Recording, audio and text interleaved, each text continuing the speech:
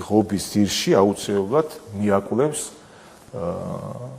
ფეკალიას და იმით დაკმაყოფილდება.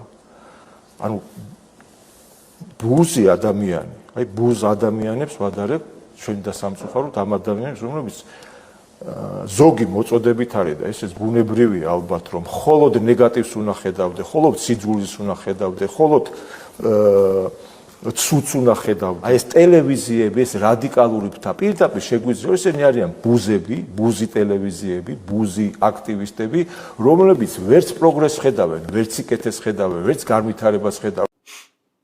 მოკლედ პრეზიდენტმა ტელევიზიით ნახევარ საქართველოს ფეკალია ჭამია ბუზები უწოდა.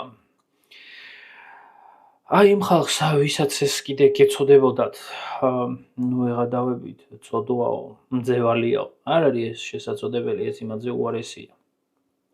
ესეთი რამე ჯერ არც ერთ პრეზიდენტს არ უკადრია, რომ ტელევიზიით ესეთი ფორმით ელაპარაკა ხალხს. შემდეგი რა იქნება, ვისაც ჩვენ არ მოგწონხართ ყველას დააგინებს?